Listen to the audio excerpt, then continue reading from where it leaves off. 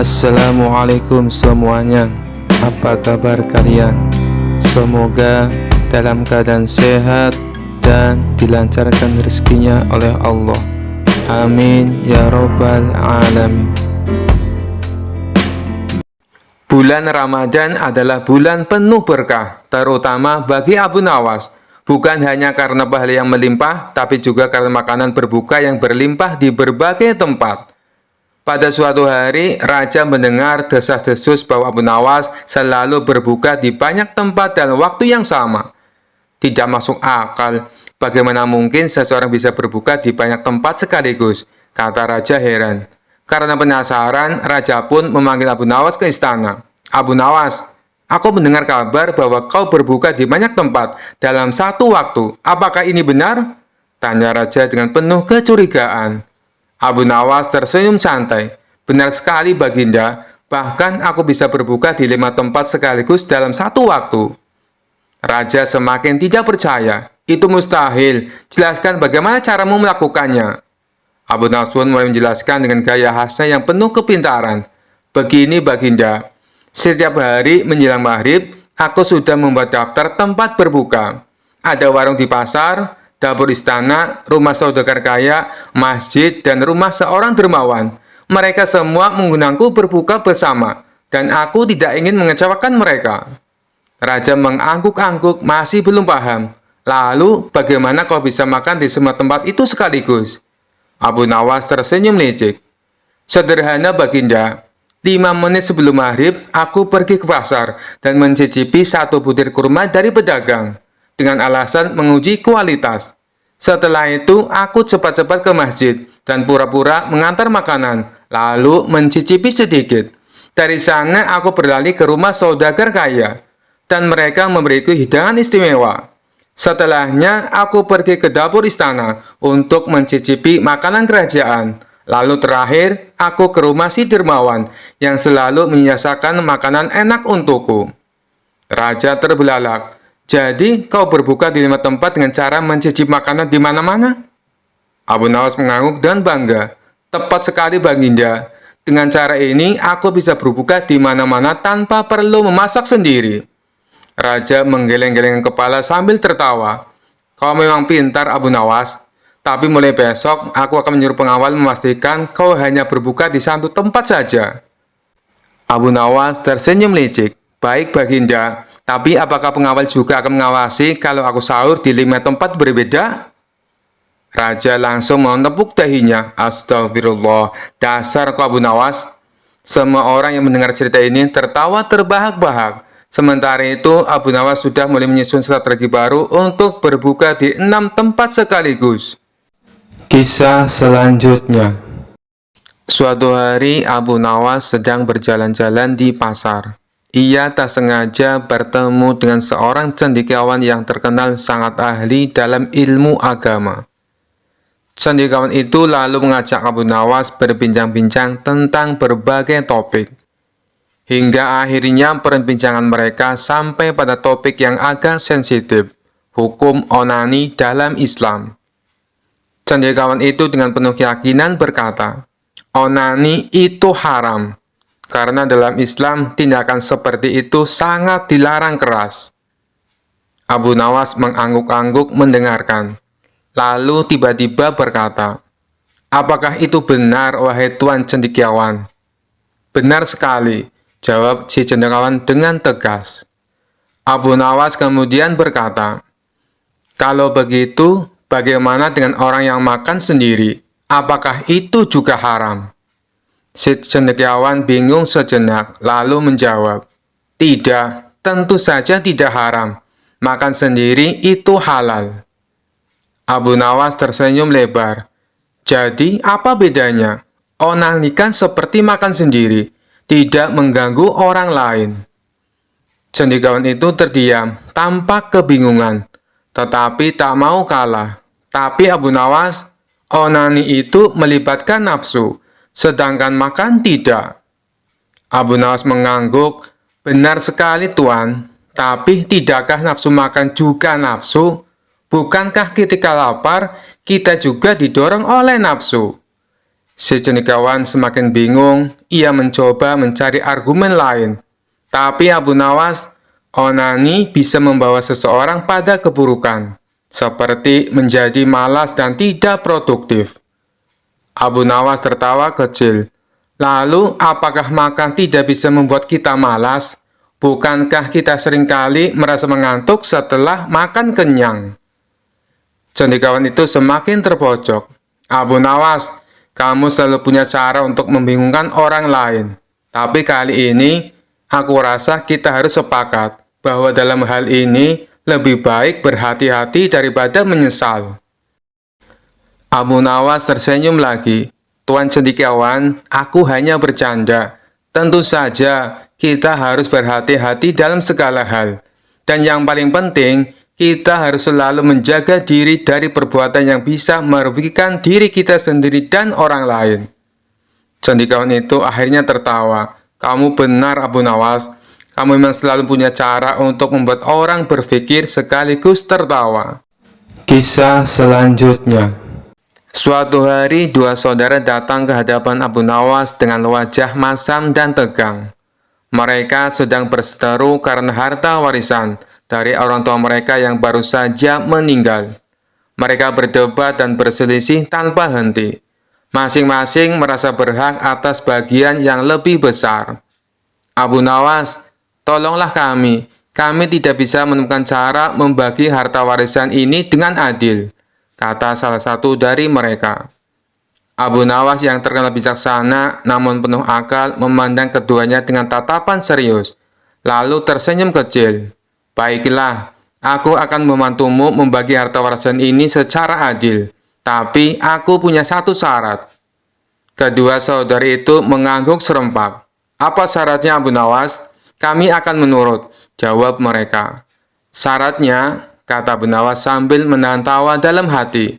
Kalian harus menjalankan metode pembagian yang kuciptakan sendiri. Jika setuju, kalian tidak boleh mengeluh atau menolak. Keduanya langsung setuju karena yakin Abu Nawas pasti akan bersikap adil. Tanpa menunda waktu, Abu Nawas meminta mereka membawa semua barang warisan ke tengah-tengah ruang sidang kecil yang ia buat di rumahnya. Di sana ada sebidang tanah, seekor kambing, dan sepeti penuh koin emas. Abu Nawas menatap harta tersebut dengan pandangan yang penuh perhatian, lalu berkata, "Baik, mari kita mulai. Akan kubagi semuanya secara tepat dan adil." Kemudian ia menunjuk salah satu saudara dan berkata, "Kau yang tertua, akan kuberikan bagian tanah ini. Kau bisa menggarap tanah tersebut untuk kebutuhanmu." Lalu ia menunjuk saudara yang lain, "Kau yang lebih muda, kau mendapatkan kambing ini. Kau bisa memelihara dan merawatnya, lalu mengambil keuntungan dari susu dan hasilnya." Namun kedua saudara itu tidak puas. Si sulung memprotes, "Abu Nawas, tanah ini kering. Bagaimana aku bisa mendapatkan keuntungan dari ini? Adikku dapat kambing yang bisa menghasilkan setiap hari." Dan si bungsu tak kalah kesalnya, "Bagaimana bisa aku hanya mendapatkan seekor kambing? Tanah itu lebih berharga dari kambing ini." Abu Nawas tersenyum mendengar keluhan mereka. "Oh, jadi kalian tidak puas dengan bagian masing-masing?" Mereka mengangguk. Lalu Abu Nawas mengeluarkan ide cerdasnya. "Kalau begitu, kita ubah pembagiannya.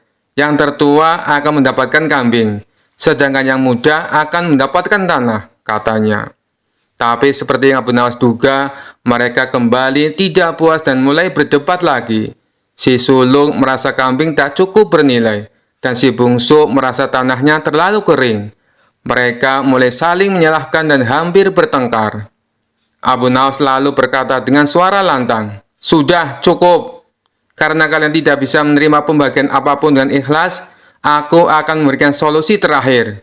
Akan kubagi semua harta ini dengan adil. Aku akan mengambil semuanya." Kedua saudara itu terkejut. "Apa maksudmu, Abu Nawas?" tanya mereka bingung. "Begini," kata Abu Nawas, "daripada kalian terus berkelahi dan tak bisa menerima bagian masing-masing, lebih baik aku saja yang menyimpan harta ini. Setidaknya aku tidak perlu mendengar keributan dan pertengkaran kalian." Mendengar itu, keduanya terdiam. Mereka sadar bahwa sikap serakah mereka hanya memperkeruh keadaan. Tanpa harta tersebut, mereka justru tidak mendapatkan apa-apa. Keduanya saling pandang, lalu berkata, "Baiklah Abu Nawas, kami telah salah. Kami akan menerima pembagianmu tanpa protes lagi." Abu Nawas tersenyum. "Nah, itu baru sikap yang benar. Kalau begitu, aku akan membagi sesuai yang pertama. Si sulung dapat tanah, dan si bungsu dapat kambing. Dan seperti emas ini, kalian berdua akan membaginya setengah-setengah." Keduanya tersenyum dan mengangguk lega. Mereka pun mengucapkan terima kasih kepada Abu Nawas atas pelajaran berharga yang ia berikan. Dan sejak hari itu, kedua saudara itu hidup damai dan tak pernah lagi berselisih soal harta.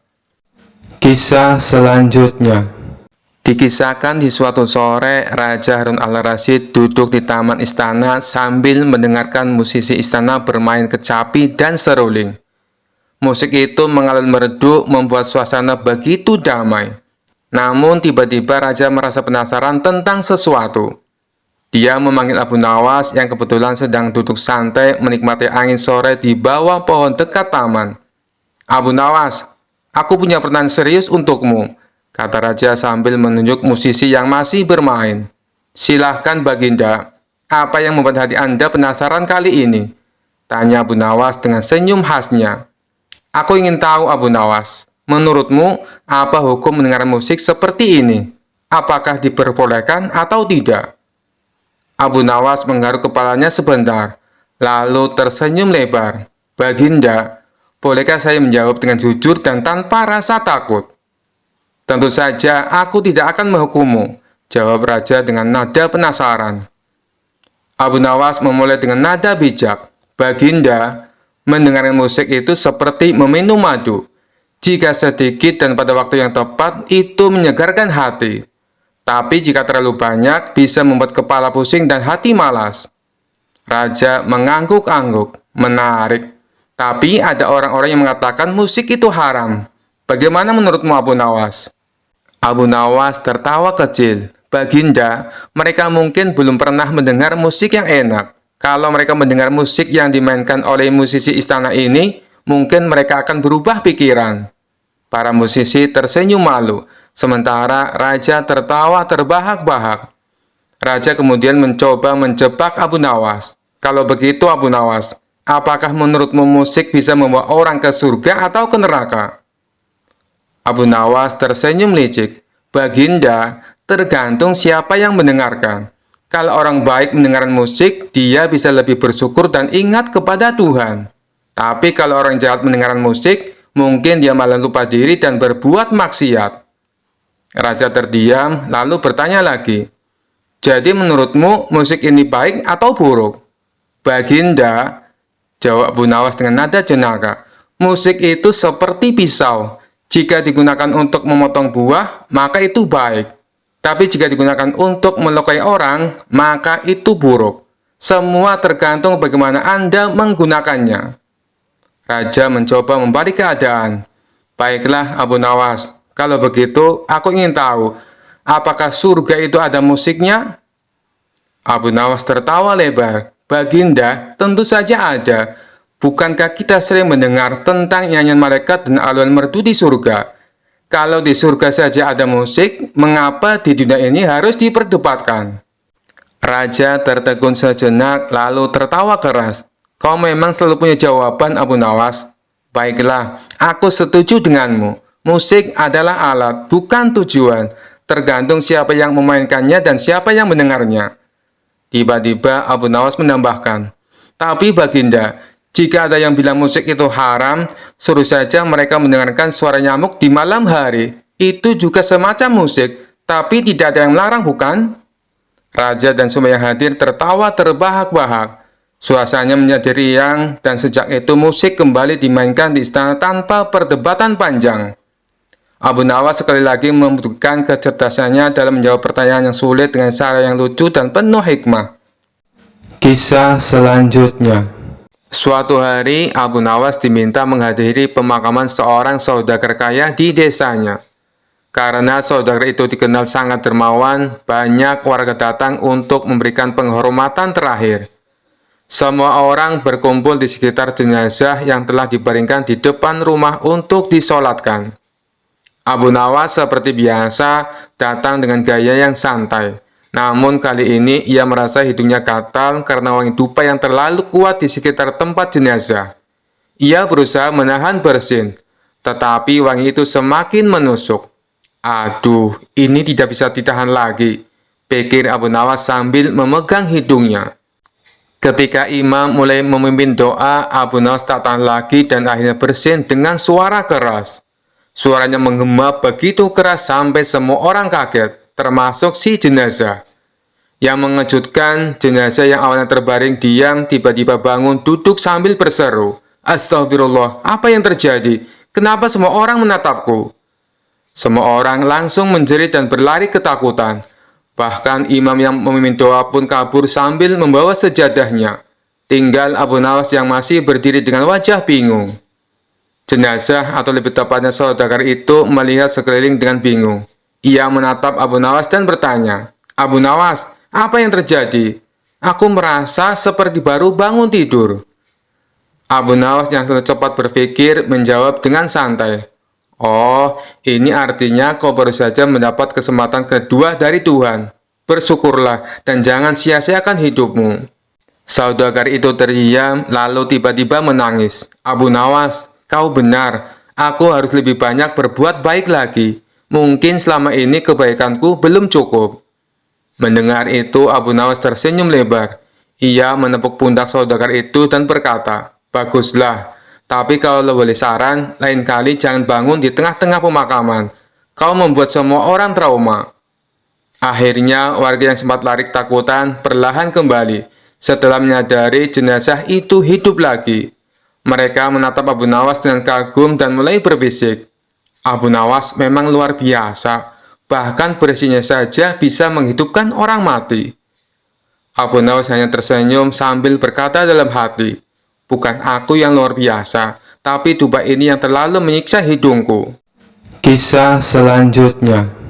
Suatu hari, Abu Nawas ditunjuk oleh raja untuk menjadi hakim sementara di istana, karena hakim kerajaan sedang sakit. Raja berkata, "Abu Nawas, aku ingin kau mengadili kasus perceraian ini. Tunjukkan kebijaksanaanmu." Abu Nawas meskipun tidak biasa menjadi hakim menerima tugas itu. Di depan Abu Nawas ada sepasang suami istri yang sedang berseteru. Sang suami ingin bercerai karena merasa istrinya terlalu galak. Sedangkan sang istri merasa suaminya terlalu pelit. Abu Nawas memulai sidang dengan penuh wibawa.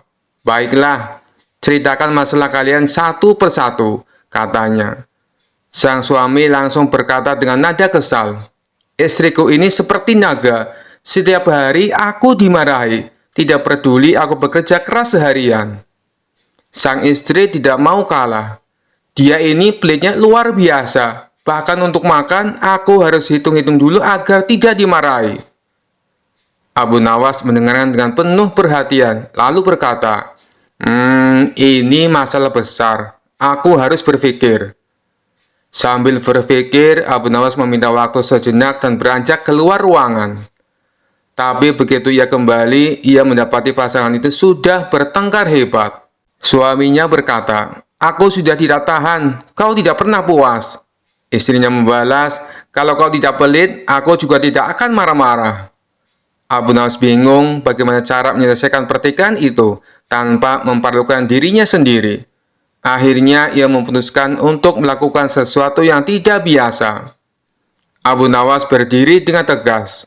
"Baiklah, karena kalian berdua tidak bisa akur, aku akan memberi kalian hukuman."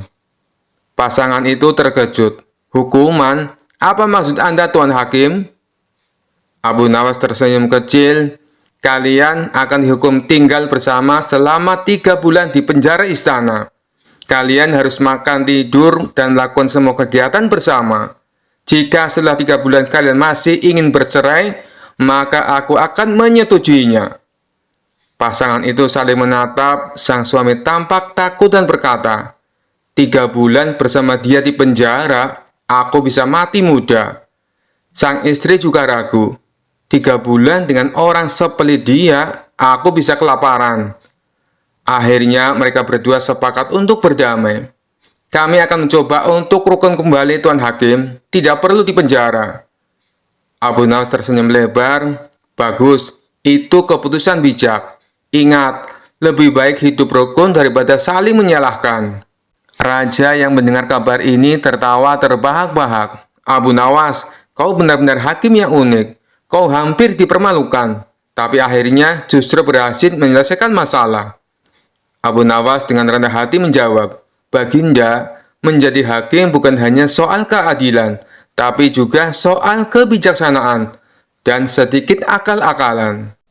Kisah selanjutnya. Dikisahkan seorang hakim untuk wilayah pusat kota telah wafat setelah mengidap sakit kritis. Baginda Raja mengutus hakim baru yang terkenal dengan sosok kejam dan bengis. Ketika hakim sudah sampai di pusat kota, para saudagar, pemuka agama, dan tokoh setempat mulai berdatangan ke istana. Mereka membawa hadiah untuk Tuan Hakim sebagai ucapan selamat. Tuan Hakim menanyakan sosok Abu Nawas yang sering ia dengar. Mana Abu Nawas? Kenapa dia belum menghadap? Tanya sang hakim. Kami tidak tahu, Tuan. Nanti kami akan menemuinya, jawab mereka. Setelah pulang, mereka menemui Abu Nawas di rumahnya. Hai Abu Nawas, kamu dicari Tuan Hakim, kata mereka. Abu Nawas pun ingin menemui Tuan Hakim dengan membawa sebuah hadiah yang sederhana. Namun sial, ketika di tengah perjalanan, buah-buahan yang dia bawa bergelinding di atas nampan. Abu Nawas mencoba menatanya kembali, akan tetapi buah-buahan itu terus menggelinding di atas nampan. Karena kesal, Abu Nawas akhirnya memakan buah yang ia bawa, sehingga hanya tersisa 1 butir.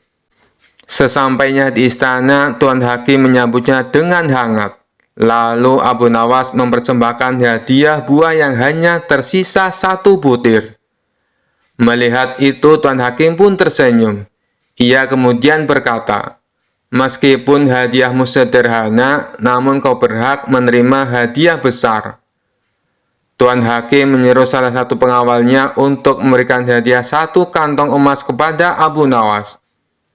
Betapa senangnya Abu Nawas, ia tak menduga akan mendapatkan hadiah begitu banyak. Lalu Abu Nawas pun pulang dan memberitahukan kepada istrinya. Aku pikir Tuan Hakim galak dan pelit. Ternyata ia sangat baik dan dermawan, puji Abu Nawas. Mengapa engkau bisa seyakin itu? Tanya istrinya. Tadi aku baru dari istananya, dan Tuan Hakim memberiku 1 kantong uang. Padahal aku memberinya hadiah 1 butir buah, kata Abu Nawas. Kenapa tidak kau ulangi saja? Besok datanglah ke istana, dan bawalah buah yang banyak. Pasti hadiah yang kau dapat lebih banyak lagi, kata istrinya senang. Keesokan harinya, Abu Nawas membawa sekeranjang penuh buah nanas. Ketika di perjalanan menuju istana, Abu Nawas bertemu seorang temannya.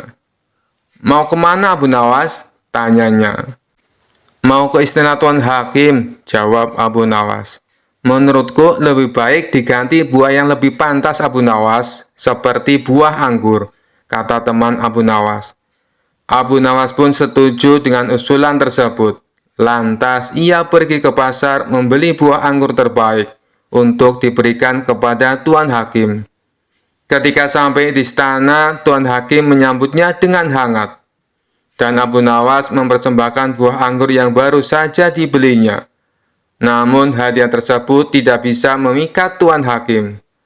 Tuan Hakim justru beranggapan Abu Nawas menghinanya, dan ia menjadi marah. Kamu tahu kan, kalau aku paling benci buah anggur? Tanya Tuan Hakim emosi. Tuan Hakim menyuruh pengawal melempari Abu Nawas dengan buah anggur. Setiap kali buah anggur mengenai dirinya, Abu Nawas selalu berkata, Alhamdulillah. Melihat hal itu, Tuan Hakim menjadi heran. Kenapa kamu mengucap Alhamdulillah? Padahal aku sudah menghukum kamu, ucap Tuan Hakim. Dengan polosnya, Abu Nawas menjawab, sebab pada awalnya aku akan membawa sekeranjang buah nanas. Untungnya ada temanku yang menyarankan supaya membawa buah anggur saja. Coba, kalau yang dilempar buah nanas, tentu akan membuat kepalaku memar dan hidungku patah. Bagaimana aku tidak bersyukur kepada Allah atas keselamatanku? Lanjut Abu Nawas. Spontan Tuan Hakim tertawa terpinggal-pinggal mendengar alasan Abu Nawas. Dan ia pun mempersilahkan Abu Nawas untuk pulang. Kisah selanjutnya. Di sebuah acara di Istana Raja Harun al-Rasyid hadir seorang tamu istimewa, yaitu Habib Ba'alawi, seorang ulama dari Yaman yang terkenal membanggakan nasabnya, yang katanya tersambung langsung ke Nabi Muhammad SAW. Habib ini tidak hanya berbicara tentang ilmu agama, tetapi juga sering menyisipkan cerita tentang garis keturunannya. Aku adalah keturunan Rasulullah, maka sudah sepantasnya aku dihormati lebih dari siapapun di sini, katanya dengan suara lantang, membuat beberapa tamu istana merasa risih. Raja Harun yang tahu Abu Nawas pasti bisa menghibur suasana memanggilnya. Abu Nawas, kemarilah. Aku ingin kau berbincang dengan Habib Ba'alawi. Tapi hati-hati, dia sangat membanggakan garis keturunannya. Abu Nawas dengan senyum tipisnya segera menghampiri Habib Ba'alawi. Tuan Habib, sungguh mulia nasab Anda yang tersambung langsung ke Nabi. Saya ini hanya rakyat biasa. Tapi bolehkah saya bertanya? Silakan Abu Nawas, jawab Habib dengan nada tinggi, merasa posisinya lebih tinggi. Abu Nawas memulai dengan nada polos. Tuan Habib, karena nasab Anda sangat mulia, saya penasaran. Apakah kemuliaan itu otomatis membuat Anda bebas dari dosa? Habib Ba'alawi menjawab dengan yakin, tentu saja tidak. Tapi keturunan Nabi memiliki tanggung jawab besar untuk menjaga martabat dan kehormatan. Luar biasa, kata Abu Nawas sambil mengangguk-angguk. Berarti jika Anda melakukan kesalahan, kesalahan itu tidak bisa disalahkan pada Nabi kan? Tentu saja tidak, jawab tegas sang Habib. Kalau begitu Tuan Habib, lanjut Abu Nawas dengan senyum lecek. Mengapa Anda terus-menerus membanggakan nasab Anda? Bukankah yang penting itu amal perbuatan, bukan asal keturunan? Para tamu istana langsung menahan tawa. Sang Habib mulai gugup, tetapi mencoba mempertahankan wibawanya. Habib Ba'alawi menjawab dengan nada tinggi. Nasabku adalah kehormatan yang harus dijaga. Kau Abu Nawas tidak tahu betapa sulitnya menjadi keturunan Nabi. Abu Nawas tersenyum santai. Tuan Habib, saya bukan keturunan Nabi, tapi saya tahu satu hal. Di akhirat nanti, Tuhan tidak akan bertanya siapa nenek moyang kita, tetapi apa yang sudah kita lakukan di dunia ini. Sang Habib mulai terpojok, tetapi tetap mencoba membalas. Tapi Abu Nawas, kau harus tahu, aku ini ibarat akar yang mulia, sedangkan kau mungkin hanya ranting liar yang tumbuh di mana-mana. Abu Nawas tertawa kecil. Tuan Habib, akar memang penting. Tapi jika pohonnya tidak berbuah, apa gunanya? Sedangkan ranting liar seperti saya, meskipun kecil, kadang bisa memberi buah yang manis. Raja Harun al-Rasyid langsung tertawa terbahak-bahak mendengar jawaban Abu Nawas. Para tamu pun ikut tertawa, sementara wajah Habib mulai memerah karena malu. Melihat suasana semakin panas, Abu Nawas menambahkan, Tuan Habib, jangan marah. Anda seperti permata. Saya seperti batu biasa. Tapi ingat, bahkan permata tetap harus diasah agar berharga. Sedangkan batu biasa seperti saya, kadang bisa menjadi pondasi rumah yang kuat. Sang Habib hanya terdiam, menyadari bahwa Abu Nawas tidak hanya cerdas, tetapi juga berbicara dengan penuh makna. Dengan malu-malu, ia berkata, Abu Nawas, kau benar. Aku harus lebih banyak belajar rendah hati. Abu Nawas tersenyum. Tuan Habib, kita semua belajar. Saya pun belajar dari Anda. Tapi jangan terlalu sering bicara tentang nasab, karena Tuhan menilai dari hati, bukan dari silsilah. Raja Harun tertawa puas. Abu Nawas, kau telah menyelamatkan acara ini dari kebosanan. Habib, anggap ini pelajaran berharga. Sejak itu, Habib Alawi lebih berhati-hati dalam membanggakan nasabnya. Sementara Abu Nawas kembali menjadi pahlawan cerdik istana yang dihormati semua orang. Kisah selanjutnya. Dikisahkan ada seorang sahabat raja yang tak suka dengan keberadaan Abu Nawas di ruang lingkup istana. Abu Nawas sendiri juga tidak suka kepadanya. Tapi ketidaksukaan Abu Nawas bukan tanpa sebab. Abu Nawas kerap kali mempergokinya tengah menyalahgunakan kedekatnya dengan raja untuk memeras rakyat kecil. Akan tetapi setiap kali Abu Nawas mengatakan hal itu kepada baginda raja, justru malah membelanya. Baginda raja menganggap bahwa tuduhan Abu Nawas hanya karena ketidaksukaannya. Suatu hari sahabat baginda raja tersebut diangkat jadi gubernur di mana Abu Nawas tinggal. Hanya dalam waktu sebulan, Abu Nawas sudah banyak mendapatkan aduan dari masyarakat tentang perilaku gubernur barunya itu.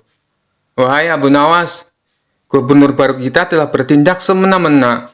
Ia sangat kejam sama rakyat kecil, dan ia juga sering berbuat korupsi, kata salah satu warga. Engkau kan dekat dengan baginda raja, laporkan saja padanya Abu Nawas, biar dia dipecat, sahut lainnya. Dia itu sahabat raja. Kalau saya sendirian mengadu, tentu Paduka lebih percaya padanya, ujar Abu Nawas. Lalu apa yang harus kita lakukan? Kita tidak mau terus-terusan tertindas oleh ulah gubernur baru itu, kata para warga. Mendengar keluhan tersebut, sejenak Abu Nawas terdiam. Ia memikirkan cara supaya baginda raja percaya kepadanya.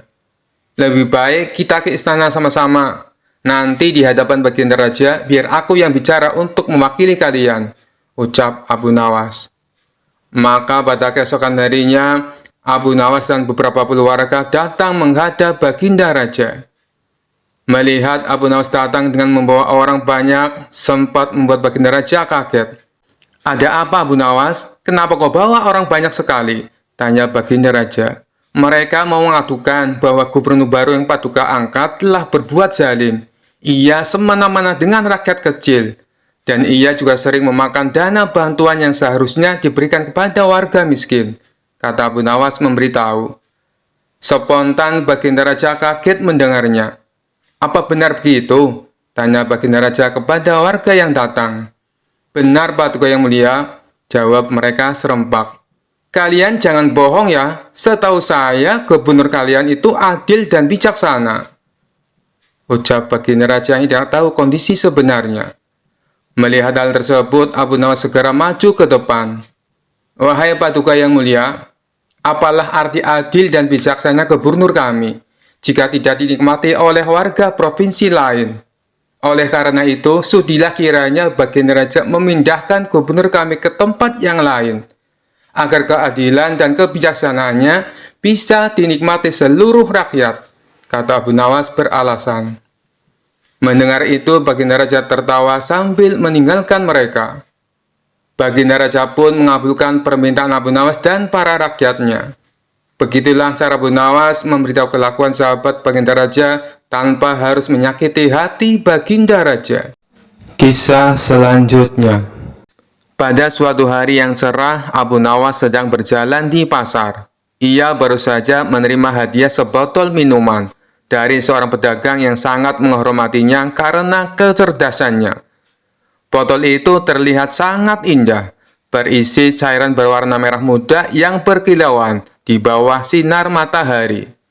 Abu Nawas yang penasaran sambil tersenyum berkata pada dirinya sendiri, minuman ini terlihat sangat menggoda, apa salahnya mencicipinya sedikit? Tanpa berpikir panjang, ia pun membuka tutup botol dan meneguk isinya. Tak lama setelah itu, Abu Nawas merasakan kepalanya mulai pusing. Pandangannya kabur dan ia mulai berjalan sempoyongan. Aduh, kenapa ini? Kenapa kepalaku terasa berat? Gumamnya. Sambil berjalan goyah, Abu Nawas tiba-tiba bertemu dengan raja yang sedang berkeliling kota. Melihat Abu Nawas yang sempoyongan, raja pun mendekatinya dengan rasa heran. Abu Nawas, apa yang terjadi padamu? Mengapa kau terlihat seperti orang mabuk? Tanya raja sedikit khawatir. Dengan suara yang sedikit melantur, Abu Nawas menjawab, "Tuanku, hamba baru saja meminum sesuatu dari botol ini, dan tiba-tiba hamba merasa seperti terbang ke awan." Raja terkejut dan penasaran. "Botol apa yang kau minum itu, Abu Nawas? Apakah itu minuman keras?" Abu Nawas sambil berusaha tetap berdiri tegak menggelengkan kepalanya dengan dramatis. "Oh tidak, tuanku, ini bukan minuman keras. Ini lebih dari itu. Ini adalah minuman keajaiban." Raja yang semakin penasaran bertanya, "Keajaiban? Bagaimana mungkin sebotol minuman bisa membuatmu sempoyongan seperti ini?" Abu Nawas dengan gaya yang sangat dramatis menjawab, "Minuman ini membuat hamba melihat dunia dengan cara yang berbeda. Tadi hamba melihat kucing terbang, dan sekarang hamba merasa bumi berputar lebih cepat dari biasanya." Raja tertawa terbahak-bahak melihat tingkah Abu Nawas yang terlihat seperti sedang mabuk berat. Namun di balik tawanya, ia mulai curiga dan ingin tahu lebih lanjut tentang apa yang sebenarnya terjadi pada Abu Nawas. "Abu Nawas, biarkan aku mencicipi sedikit minuman itu. Aku ingin tahu apa yang membuatmu seperti ini." Abu Nawas yang sedang limbung dengan cepat menyembunyikan botolnya di balik jubahnya dan berkata, "Oh, tuanku, hamba tak bisa membiarkan tuanku minum ini. Minuman ini hanya untuk orang-orang yang kuat seperti hamba. Jika tuanku meminumnya, mungkin istana akan terlihat seperti menari di depan mata tuanku." Raja semakin tertawa keras mendengar lelucon Abu Nawas, tetapi ia tetap penasaran. "Baiklah, Abu Nawas, katakan padaku, apa sebenarnya minuman ini?" Abu Nawas yang sekarang sudah sedikit lebih stabil menjawab dengan senyum cerdik, "Tuanku, ini bukan minuman keras ataupun minuman keajaiban. Ini hanya jus buah delima yang hamba dapat dari pedagang di pasar tadi. Hamba hanya bercanda, mencoba melihat bagaimana reaksi tuanku jika melihat hamba seperti ini." Raja terkejut sejenak, lalu tertawa terbahak-bahak. "Jadi, kau berpura-pura mabuk hanya untuk mengerjaiku?" Abu Nawas mengangguk dengan gaya yang lucu. "Benar sekali, tuanku. Hamba hanya ingin melihat apakah tuanku akan percaya kalau hamba mabuk gara-gara jus delima. Ternyata, minuman sederhana ini bisa membuat siapapun tertawa, termasuk tuanku." Raja pun terus tertawa, sementara orang-orang di sekitarnya ikut terhibur melihat tingkah lucu Abu Nawas. Seperti biasa, Abu Nawas berhasil membuat suasana riang dan menghibur raja dengan kecerdasannya yang penuh humor. Kisah selanjutnya. Dikisahkan suatu hari Abu Nawas dipanggil menghadap Raja Harun al-Rasyid. Dengan nada serius sang raja berkata, "Abu Nawas, aku telah menemukan pasangan yang cocok untukmu. Dia cantik, baik hati, dan dari keluarga terhormat." Abu Nawas tersenyum. "Terima kasih, Baginda. Saya siap menikah jika itu kehendak Baginda. Tapi siapa dia?" Raja menepuk bahunya. "Dia adalah putri seorang bangsawan. Tapi ada satu hal yang perlu kau tahu. Dia buta." Abu Nawas terkejut tetapi berusaha tetap tenang. "Buta, Baginda? Apakah Baginda yakin ini keputusan yang tepat?" Raja menjawab dengan nada bijak. "Iya, dia buta, tapi hatinya terang. Jangan kau nilai seseorang hanya dari matanya, Abu Nawas. Ini akan menjadi pelajaran untukmu." Setelah menerima keputusan raja, Abu Nawas akhirnya bertemu dengan calon istrinya. Gadis itu memang cantik dengan senyum manis dan tutur kata yang lembut. "Abu Nawas," kata gadis itu, "aku tahu kau dipaksa menikah denganku, tapi aku harap kau ikhlas menerima keadaanku." Abu Nawas tersenyum, "Tentu, Nona. Keikhlasan adalah kekuatan terbesar manusia, dan saya yakin kita bisa saling melengkapi." Namun dalam hati, Abu Nawas mulai memikirkan cara agar ia bisa keluar dari situasi ini tanpa menyinggung perasaan siapapun. Di malam harinya, Abu Nawas menemui raja dan berkata, "Baginda, saya ingin menikah dengan gadis itu, tapi ada satu syarat." Raja terkejut. "Apa syaratmu, Abu Nawas?" "Saya ingin menguji kesetiaan dan keberanian calon istri saya," jawab Abu Nawas. "Beri waktu saya seminggu untuk melihat apakah dia mau menerima ujian ini." Raja setuju meski sedikit bingung dengan permintaan Abu Nawas. Abu Nawas menemui gadis itu keesokan harinya dan berkata, Nona, sebelum kita menikah, saya ingin memastikan bahwa kau adalah orang yang tepat untuk menjadi pendamping hidupku. Bisakah kau melakukan sesuatu untukku? Gadis itu dengan percaya diri menjawab, apa saja Abu Nawas, katakanlah. Abu Nawas tersenyum, aku ingin kau belajar memanah. Seorang istri harus bisa melindungi suaminya di masa sulit. Gadis itu tertawa. Abu Nawas, bagaimana aku bisa memanah kalau aku bahkan tak bisa melihat sasaran? Tidak apa-apa, balas Abu Nawas. Aku akan menjadi sasarannya. Kau hanya perlu mendengar suaraku dan menembak ke arah itu. Setelah seminggu belajar, gadis itu benar-benar mencoba memanah Abu Nawas. Dengan bimbingan Abu Nawas, panahnya malah melesat jauh dan menancap di sebuah pohon. Melihat kejadian ini, Abu Nawas dengan cerdik berkata kepada raja, Baginda, calon istri saya luar biasa, tapi saya khawatir jika suatu hari saya membaca marah, saya tidak akan selamat. Raja tertawa terbahak-bahak mendengar alasan Abu Nawas. Baiklah Abu Nawas, aku mengerti. Kau bebas dari perjodohan ini, tapi aku harap kau tetap menghormati gadis itu. Akhirnya Abu Nawas berhasil keluar dari pernikahan itu tanpa menyakiti perasaan siapapun. Kisah selanjutnya. Di sebuah desa ada seorang dukun yang terkenal sangat sakti. Konon katanya dia bisa memanggil hujan, membuat orang hilang, dan bahkan berbicara dengan jin. Namanya Mbah Guntur. Suatu hari kabar tentang kesaktian Mbah Guntur sampai ke telinga Abu Nawas. Teman-teman Abu Nawas mendorongnya untuk menantang Mbah Guntur. Mereka berkata, Abu Nawas, kau kan cerdik. Cobalah adu ilmu dengan Mbah Guntur. Siapa tahu kau bisa menang. Abu Nawas yang suka tantangan langsung menerima usulan itu. Dengan penuh percaya diri, dia pergi ke rumah Mbah Guntur. Abu Nawas berkata, Assalamualaikum Mbah Guntur. Saya dengar Mbah sangat sakti. Saya ingin melihat kehebatan ilmu Mbah. Bagaimana kalau kita adu ilmu? Mbah Guntur yang merasa terhina oleh tantangan itu mengelus jenggot putihnya. Baik Abu Nawas, kita adu ilmu. Jika kau kalah, kau harus mengakui aku yang paling sakti di desa ini.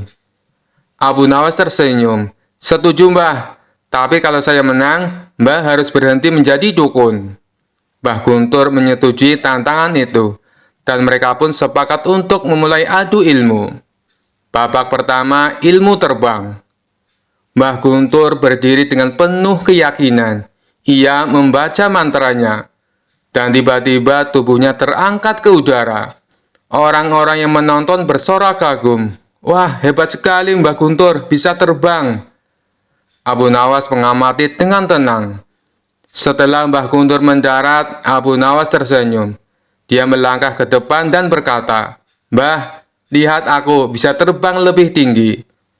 Dengan percaya diri, Abu Nawas naik ke pohon besar di dekatnya, memanjat sampai ke puncak.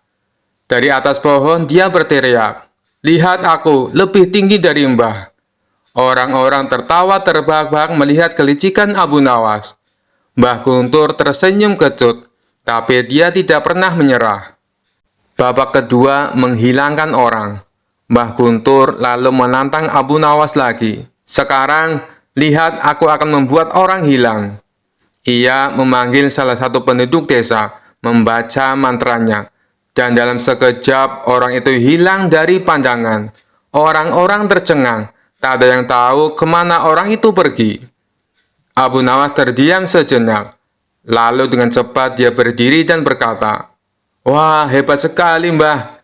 Tapi aku bisa membuat lebih banyak orang hilang. Abu Nawas lalu berdiri di tengah kerumunan dan berteriak, orang-orang, pulanglah ke rumah masing-masing, sekarang juga. Dalam beberapa menit, semua orang di tempat itu pergi. Abu Nawas tersenyum dan berkata, lihat Mbah, aku telah membuat seluruh desa hilang. Mbah Guntur semakin bingung melihat kelicikan Abu Nawas. Namun, ia masih punya satu ilmu pamungkas. Babak ketiga berbicara dengan jin. Mbah Guntur kemudian berkata, sekarang aku akan menunjukkan ilmu tertinggi. Aku bisa berbicara dengan jin. Ia mulai membaca mantranya lagi. Dan tiba-tiba terdengar suara gemuruh dari dalam tanah. "Ini suara jin pelindungku," kata Mbah Guntur sambil bangga. Abu Nawas mengangguk dengan tenang. Ia menempuk-nempuk tanah sambil berbisik, "Hei jin, bantu aku sedikit ya." Tentu saja tidak ada yang terjadi. Tapi kemudian Abu Nawas berteriak, "Jin, jika kamu benar-benar ada, tolong bawa Mbah Guntur ke pasar dan beli sebakul sayur." Orang-orang tertawa terbahak-bahak mendengar permintaan aneh Abu Nawas. Bahkan Mbah Guntur mulai tertawa, karena ia sadar bahwa Abu Nawas telah mempermainkannya. Abu Nawas lalu berkata, "Mbah, tidak usah susah-susah bicara dengan jin. Kalau butuh sayur, tinggal pergi ke pasar sendiri." Mbah Guntur tak bisa menahan tawanya lagi. Ia mengakui kekalahan dan berkata, "Abu Nawas, kau memang bukan orang biasa. Ilmumu bukan ilmu sihir, tapi ilmu kelicikan yang tak terkalahkan." Dengan itu Mbah Guntur berhenti jadi dukun. Sementara Abu Nawas kembali ke rumahnya dengan hati puas, berhasil memenangkan adu ilmu tanpa menggunakan sihir sama sekali. Kisah selanjutnya. Rumah Abu Nawas konon pernah didatangi Abu Jahil yang terkenal pelit. Ia lalu menjelaskan tujuan kedatangannya. Dia ingin meminjam 100 dinar. Tentu saja Abu Nawas terkejut mendengarnya. "Dari mana saya mendapatkan uang sebanyak itu?" kata Abu Nawas. "Tolonglah Abu Nawas, aku yakin kamu pasti ada. Pinjami aku selama sebulan," pinta Abu Jahil merengek. Awalnya Abu Nawas tidak mau mengabulkan permintaan Abu Jahil. Namun karena terus-menerus didesak, Abu Nawas tidak bisa menolak. "Tapi kamu janji ya, hanya sebulan," kata Abu Nawas mengingatkan. "Ya, saya berjanji Abu Nawas, bulan depan kebun saya akan panen. Saya pasti akan mengembalikan uang pinjaman," jawab Abu Jahil. Singkat cerita, setelah 1 bulan, Abu Jahil tidak pernah mengembalikan uang tersebut. Padahal saat itu kebun Abu Jahil sudah panen, dan hasil panennya melimpah ruah. Payah Abu Jahil, dia tidak menepati janjinya, batin Abu Nawas. Karena membutuhkan uang, Abu Nawas terpaksa pergi ke rumah Abu Jahil untuk menagih hutangnya. "Bagaimana dengan janjimu Abu Jahil? Katanya kamu akan mengembalikan uang itu dalam waktu sebulan," kata Abu Nawas. Abu Jahil menjawab bahwa dia tidak bisa membayar hutangnya. Ia beralasan bahwa uang hasil kebunnya digunakan untuk mengobati saudaranya yang sakit. "Jangan khawatir Abu Nawas, saya pasti akan membayar bulan depan," kata Abu Jahil. Mendengar jawaban Abu Jahil, Abu Nawas sangat kecewa. Akhirnya dia pulang tanpa membawa uang sepeser pun. Beberapa hari kemudian, Abu Nawas mendengar kabar bahwa Abu Jahil sering mengundang teman-temannya untuk berpesta di rumahnya. Mendengar hal tersebut, Abu Nawas menjadi emosi. "Kurang ajar. Katanya dia kekurangan uang, tetapi dia malah sering mengadakan pesta," gerutu Abu Nawas.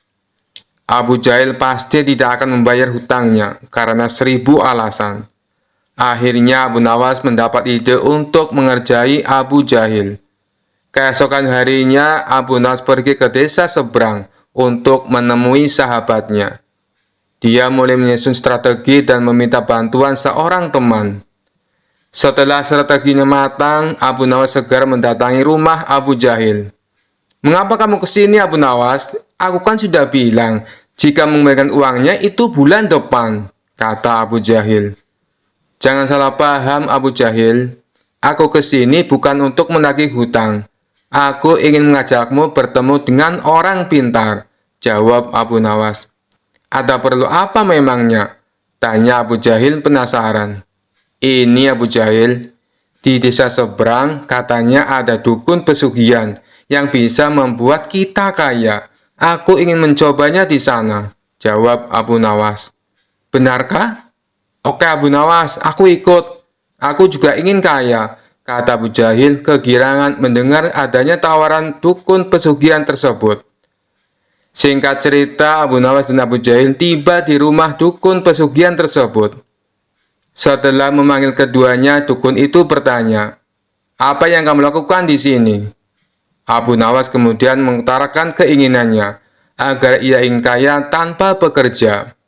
"Oh, itu mudah, tapi ada syaratnya," kata sang dukun. "Apa syaratnya?" tanya Abu Nawas. "Syaratnya harus ada yang dikorbankan. Tapi jangan khawatir, korbannya tidak harus dari keluarga. Orang lain juga bisa dikorbankan. Tapi orang lain itu adalah orang yang terkait dengan hartamu," jawab sang dukun. "Apa maksudmu? Aku tidak mengerti," tanya Abu Nawas lagi. "Ya, misalnya siapapun yang berutang uang kepadamu, orang itu dapat digunakan sebagai korban, meskipun dia bukan anggota keluargamu," jawab sang dukun. "Bagaimana jika orang itu tidak mau?" tanya Abu Nawas. "Kamu tidak perlu meminta izin kepada orang tersebut. Nanti ia akan jadi korban tanpa ia sadari, dan tiba-tiba mati dengan mengerikan," kata sang dukun menjelaskan. "Oh, aku mengerti. Baiklah, aku setuju," jawab Abu Nawas sambil memandang Abu Jahil. Abu Jahil yang merasa dikorbankan langsung gemetaran. Dukun itu kemudian mengajari Abu Nawas mantra sebagai ritual. Tengah malam setelah kembali dari rumah dukun, Abu Nawas berkata di tengah jalan, "Abu Jahil, kamu tidak perlu mengembalikan hutang 100 dinar. Saya ikhlas." Mendengar hal itu, Abu Jahil langsung ketakutan. "Jangan Abu Nawas, saya akan mengembalikan uang kamu nanti. Tepatnya saat sampai di rumah saya. Nanti akan segera aku kembalikan," kata Abu Jahil dengan ketakutan. "Bukankah kamu kemarin mengatakan bahwa kamu kehabisan uang?" goda Abu Nawas. "Saya masih punya banyak uang, Abu Nawas. Aku sengaja berbohong padamu," kata Abu Jahil. Akhirnya Abu Jahil segera mengembalikan uang pinjamannya kepada Abu Nawas di hari itu juga, sejumlah uang 100 dinar. Setelah diselidiki, terungkap bahwa dukun yang didatangi Abu Nawas dan Abu Jahil adalah sahabat Abu Nawas. Taktik ini sengaja diatur oleh Abu Nawas dan kawannya tersebut agar Abu Jahil segera melunasi hutangnya. Cerdas sekali Abu Nawas. Kisah selanjutnya. Abu Nawas dikenal sebagai orang yang cerdik dan penuh akal. Suatu hari, seorang teman dekatnya, Karim, datang mengeluh soal seorang saudagar kaya tapi pelit. "Abu Nawas, saudagar itu punya banyak uang, tapi pelit sekali. Bahkan untuk sekedar memberi derma kepada orang-orang miskin di sekitarnya," keluh Karim. Abu Nawas tersenyum penuh arti. "Tenang saja Karim, aku akan memberinya pelajaran yang tak akan dia lupakan." Abu Nawas menyusun rencana. Ia menyamar sebagai seorang dokter terkenal yang datang dari luar negeri, lengkap dengan jubah putih panjang, tas dokter, dan kacamata bulat. Ia bahkan membawa botol-botol kecil yang diisinya dengan air dan rempah-rempah. Lalu ia labeli sebagai obat ajaib. Ia mendatangi rumah saudara tersebut dan memperkenalkan diri. "Assalamualaikum.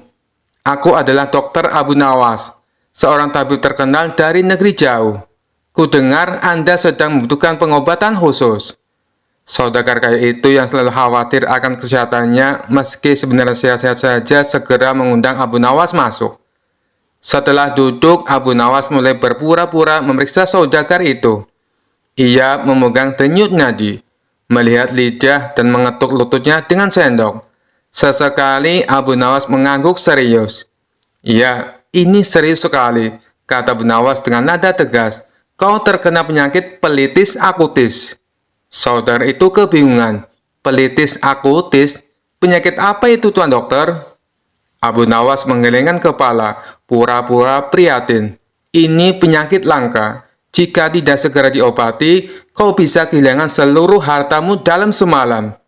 Gejalanya adalah rasa takut yang berlebihan untuk berbagi.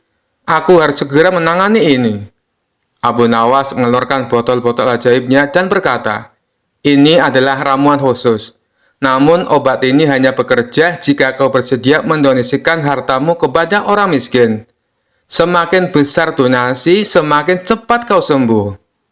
Saudagar itu panik. Ia takut kehilangan hartanya, tetapi ia lebih takut terkena penyakit yang disebut Abu Nawas. Baiklah Tuan Dokter, aku akan menyumbangkan sebagian hartaku.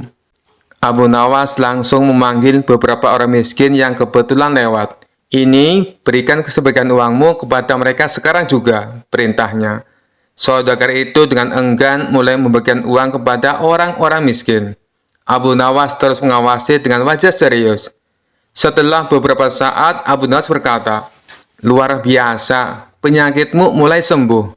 Tapi ingat, untuk benar-benar sembuh, kau harus terus berbagi setiap minggu." Beberapa minggu kemudian, saudagar itu merasa dirinya lebih baik. Ia bahkan mulai merasa senang berbagi dengan orang lain. Namun saat ia mendengar bahwa Dr. Abdul Nawas sebenarnya adalah Abdul Nawas, ia malah tertawa. Abu Nawas memang pintar sekali. Dia menipuku, tapi aku tak marah. Aku justru merasa lebih bahagia sekarang. Sejak saat itu, saudagar tersebut berubah menjadi orang yang dermawan. Dan Abu Nawas kembali terkenal sebagai sosok cerdik yang selalu punya cara unik untuk memperbaiki keadaan. Kisah selanjutnya. Suatu malam yang tenang, Abu Nawas tidur dengan pulas di rumahnya. Namun, tiba-tiba dalam tidurnya, ia mulai gelisah. Matanya berkedut, nafasnya tersengal-sengal, dan tubuhnya bergerak seakan-akan sedang berlari. Ternyata Abu Nawas sedang bermimpi buruk dikejar-kejar harimau. Di dalam mimpinya, Abu Nawas berada di sebuah hutan lebat. Ia mendengar deru nafas berat dari balik semak-semak. Ketika menoleh ke belakang, ia melihat seekor harimau besar berlari ke arahnya dengan mata yang bersinar ganas. "Astagfirullah, harimau!" seru Abu Nawas dalam mimpi itu. Sambil berlari secepat mungkin, tapi seperti mimpi pada umumnya, kakinya terasa berat, dan setiap langkahnya seperti berjalan di lumpur. Harimau itu semakin mendekat dan Abu Nawas mulai panik. "Lari Abu Nawas, lari!" Ia berteriak pada dirinya sendiri. Namun tak peduli seberapa keras ia mencoba, harimau itu semakin dekat. Taringnya terlihat tajam dan siap menerkam. Ketika Abu Nawas sudah hampir menyerah, tiba-tiba ia tersandung batu besar dan terjatuh. Dengan cepat harimau itu melompat ke arahnya. Tapi sebelum harimau itu menerkam, Abu Nawas berteriak, "Tunggu, tunggu dulu!" Ajaibnya, harimau itu berhenti di udara, menggantung seperti sedang mempertimbangkan kata-kata Abu Nawas. "Kenapa kau berhenti?" tanya harimau bingung. Abu Nawas yang sudah terpojok tiba-tiba mendapatkan ide cerdik. "Kau tidak boleh menerkamku sekarang," katanya dengan nada yakin. "Aku sedang bermimpi, dan dalam mimpi aku yang mengendalikan segalanya." Harimau itu menatapnya curiga. "Apa maksudmu?" Abu Nawas melanjutkan dengan percaya diri. "Aku bisa mengubahmu menjadi apapun yang aku mau.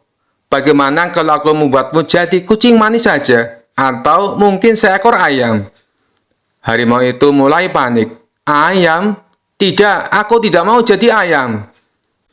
Abu Nawas tersenyum lebar. "Lalu bagaimana kalau kita buat kesepakatan? Aku tidak akan mengubahmu jadi ayam, asalkan kau tidak menerkamku." Harimau itu berpikir sejenak, lalu setuju. "Baiklah, kita punya kesepakatan. Aku tidak akan menerkammu." Dengan lega, Abu Nawas mengusap keringat di dahinya. "Bagus, bagus. Sekarang, bagaimana kalau kau pergi dan tinggalkan aku sendirian?" Harimau itu mengangguk, berbalik dan mulai berjalan menjauh. Namun, sebelum pergi terlalu jauh, ia menoleh kembali dan berkata, "Ingat Abu Nawas, lain kali kalau kau bermimpi lagi, jangan buat aku marah. Aku tidak suka diancam jadi ayam." Abu Nawas tertawa dalam mimpinya, merasa telah menang dengan kecerdikannya. Dan saat itu juga ia terbangun. Keringatnya masih membasahi dahi, tapi ia tetap tersenyum lega. Keesokan harinya, para tetangga bertanya, "Abu Nawas, kenapa semalam kau berteriak-teriak dalam tidurmu? Apa kau bermimpi buruk?" Abu Nawas tertawa dan menjawab, "Tidak, hanya mimpi dikejar harimau. Tapi tenang saja, kami sudah membuat kesepakatan. Harimau itu tidak akan berani lagi menerkamku." Kisah selanjutnya. Sekian dulu perjumpaan kita kali ini. Sampai bertemu lagi di kisah-kisah selanjutnya. Terima kasih yang sudah subscribe dan setia menonton channel ini. Wassalamualaikum warahmatullahi wabarakatuh.